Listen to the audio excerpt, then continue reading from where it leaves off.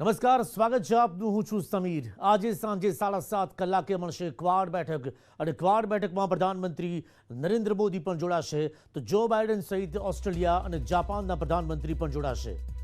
Ukraine Russia યુદ્ધથી Hind પ્રશાંત મહાસાગર પર અસર થશે અને તેની ચર્ચા થશે. ચર્ચાના મુદ્દા અંગે અમેરિકી દૂતાવાસે આ પ્રકારની માહિતી આપી.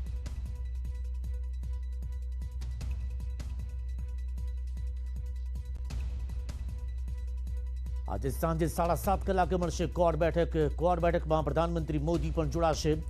જો બાઇડન સહિત ઓસ્ટ્રેલિયા અને જાપાનના પ્રધાનમંત્રી પણ જોડાશે. હિન્દ પ્રશાંત મહાસાગરમાં જે પણ કોઈ પ્રકારની તેની અશાંતિ સર્જાશે કે તેને પર જે અસર થશે તેના પર ચર્ચા થશે અને ચર્ચાના મુદ્દા અંગે અમેરિકી દૂતાવાસે આ અંગેની માહિતી આપી. યુક્રેનમાં ફસાયેલા વિદ્યાર્થીઓએ આખરે માદરે વતનની ધરતી પર પગ મૂક્યો. ઓપરેશન ગંગા હેઠળ યુક્રેનથી ગુજરાતના વિદ્યાર્થીઓ આજે સુરત, વડોદરા, ગાંધીનગર અને અરવલ્લી ખાતે આવી પહોંચ્યા અને વતન પરત ફરતા જ વિદ્યાર્થીઓમાં હર્ષની લાગણી હતી તો બીજી તરફ પરિવારજનો સાથે વિદ્યાર્થીઓનું મિલન થતાં જ લાગણીસભર દ્રશ્યો સર્જાયા. વિદ્યાર્થીઓ પોતાના વાલીઓને મળતા જ ભાવુક થતા જોવા મળ્યા. જો કે હેમખેમ પરત ફરતા તેમણે કેન્દ્ર સરકાર અને રાજ્ય સરકારનો આભાર વ્યક્ત કર્યો. ચૂંટણી પહેલા રાજ્યના ભૂપેન્દ્ર પટેલની સરકારે પોતાનું પહેલું બજેટ રજૂ કર્યું ત્યારે આપણે નજર કરીએ કે 2,43,965 કરોડના કદના બજેટની 50 મોટી વાત પર.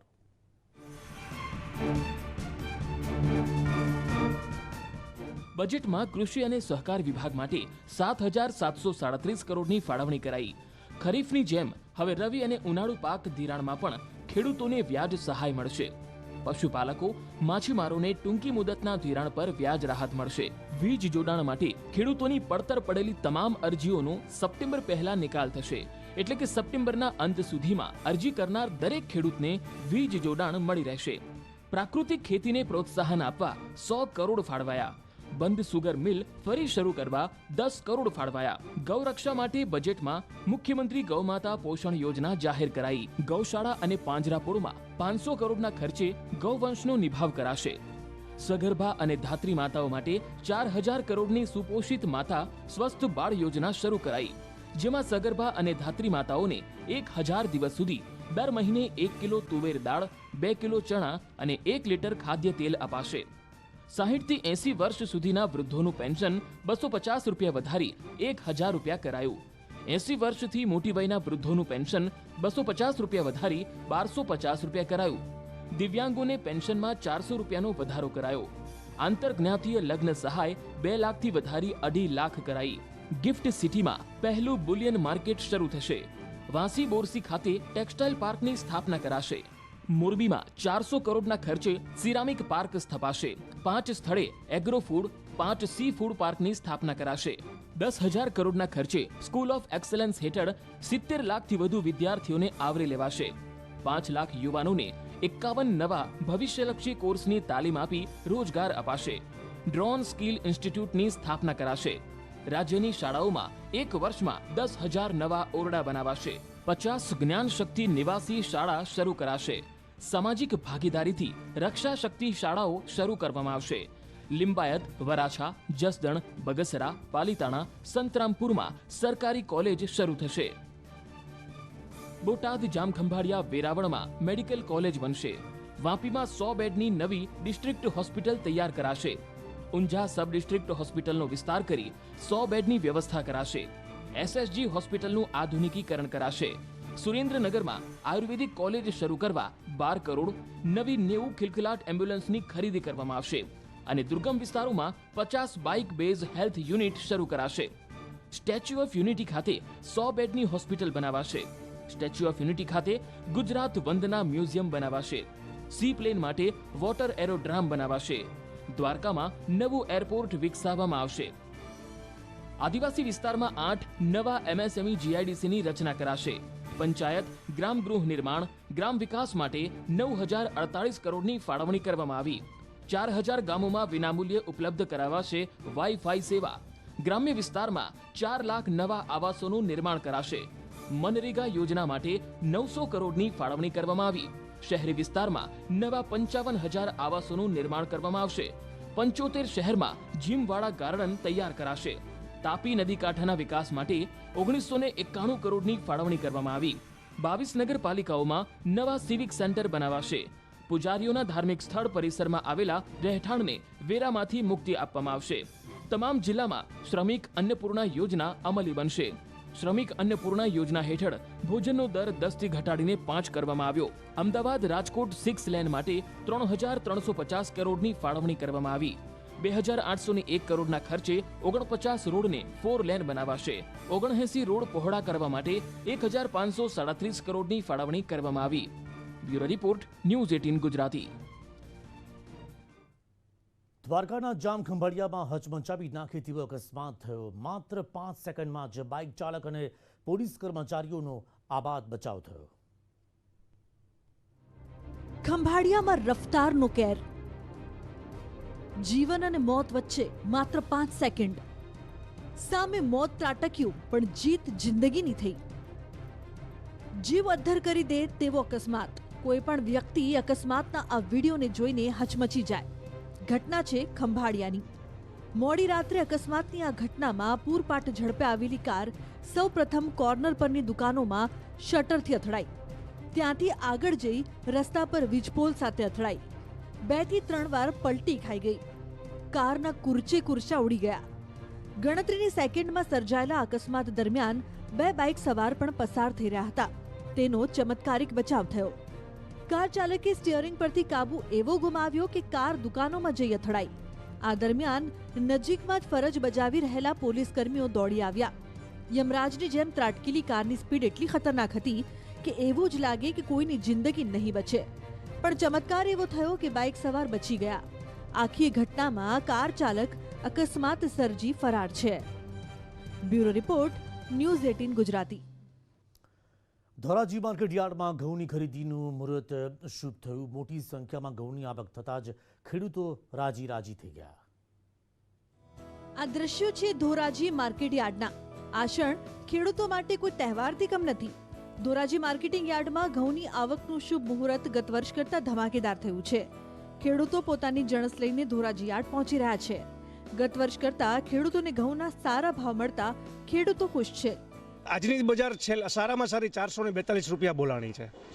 425 થી 30 થી 35 થી 42 સુધી બજાર બોલાણી છે. કોઈ પણ જણસી કોઈ પણ ખેડૂત ભાવ આ બજારમાં લઈને આવે માર્કેટ યાર્ડની અંદર તો એને તમામ વસ્તુના ભાવ થાય એવું હું ખેડૂત તરીકે છે ને એક વેપારીઓને નમ્ર અપીલ કરું છું. ગત વર્ષે 350 રૂપિયા મણનો ભાવ મળ્યો હતો, પણ આજ રોજ માર્કેટિંગ યાર્ડની હરાજીમાં 400 રૂપિયાથી 440 રૂપિયા ભાવ બોલાયો. ધોરાજીમાં ઘઉંનું વાવેતર ઓછું થયું છે. તેના પ્રમાણમાં હાલ ઘઉંની હરાજીમાં ભાવ સારા છે. ખેડૂતો પણ માની રહ્યા છે કે ધોરાજી માર્કેટિંગ યાર્ડમાં ઘઉંનું મુહૂર્ત ખૂબ જ શુભ થયું છે. મુનાફ બકેલી, ન્યૂઝ 18 ગુજરાતી, જેતપુર. યુક્રેન રશિયાના યુદ્ધની આડઅસર ગુજરાતના વેપાર ધંધા પર જોવા મળી રહી છે. હીરા, સિરામિક અને કાપડ ઉદ્યોગને ભારે અસર પડી છે. યુક્રેન રશિયા વચ્ચે ચાલી રહેલા યુદ્ધની આડઅસર ગુજરાતમાં દેખાતી જોવા મળી રહી છે. કાપડ, હીરા અને સિરામિક ઉદ્યોગમાં બ્રેક વાગી ગઈ છે. હીરા ઉદ્યોગની વાત કરીએ તો બોટાદમાં 1500થી વધુ હીરાના કારખાના છે.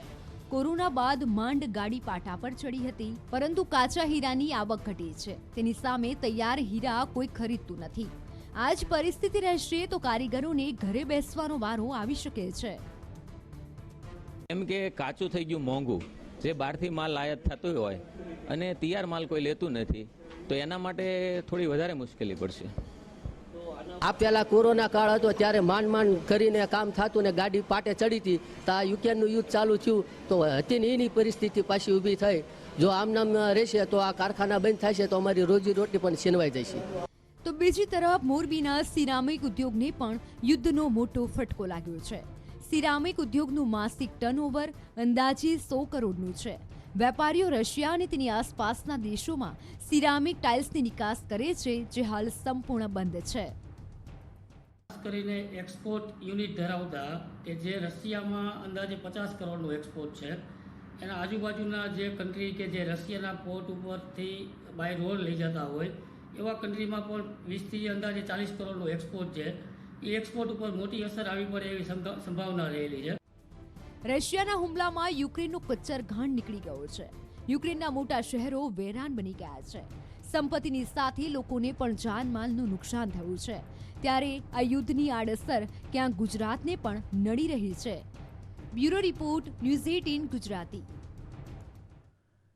યુજીવીસીએલના managing director S K. Randhawa suspend. સર્વગ્રાહી કૃષિ નીતિ અંતર્ગત ચૂકવાતી રકમમાં ગેરરીતિનો આરોપ લાગ્યો. અગાઉ પણ 2 લોકોને પણ સસ્પેન્ડ કરાયા હતા. ગુજરાત એગ્રો ઇન્ડસ્ટ્રીઝમાં તેઓ કાર્યરત હતા.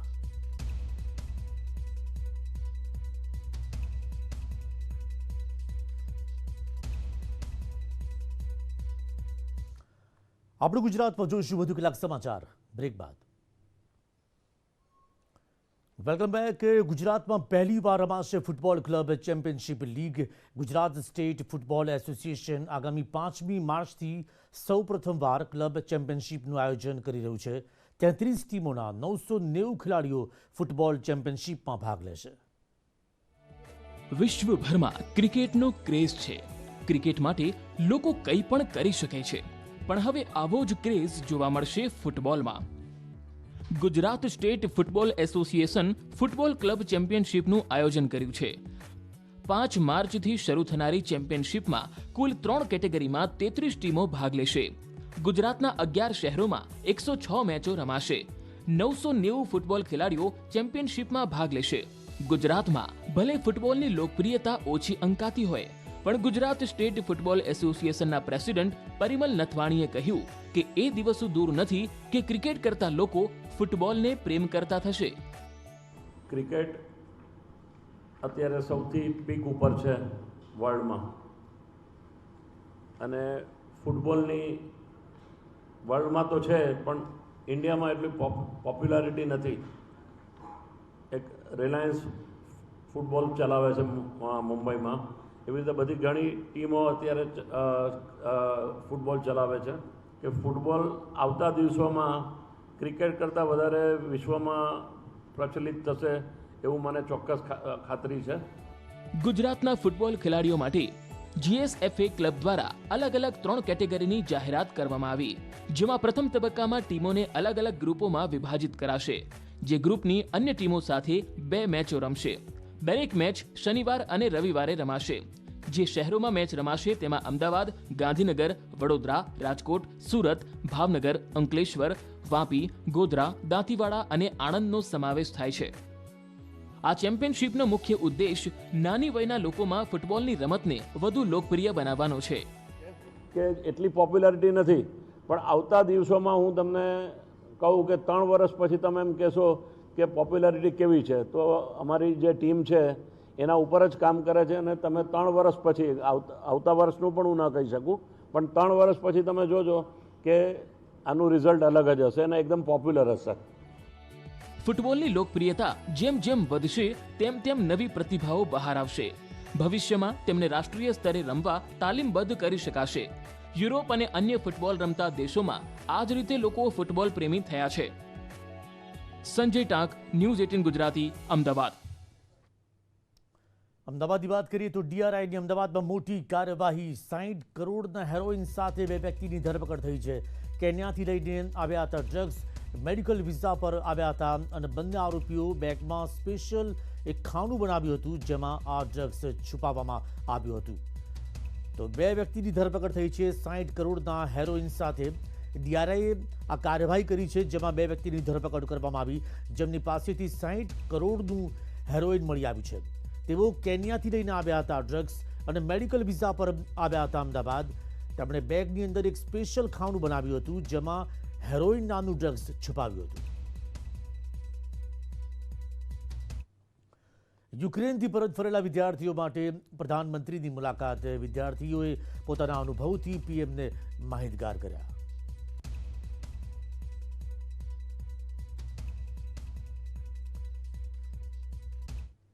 કોઈનો જન્મદિવસ હોય કે પછી મેરેજ એનિવર્સરી કે પછી વેલેન્ટાઇન ડે, દરેક વ્યક્તિ એકબીજાને જે ગિફ્ટ આપતું હોય છે, પરંતુ વડોદરાના એક બિઝનેસમેન યુવકે તેની ભાવિ પત્ની માટે ચંદ્ર પર જમીન ખરીદી. પ્રેમમાં ચાંદ તારા તોડી લાવવાની વાતો ભલે થતી હોય, પણ વડોદરાના એક યુવકે ચાંદ પર જમીનના એક ટુકડાનો માલિક બની ગયો.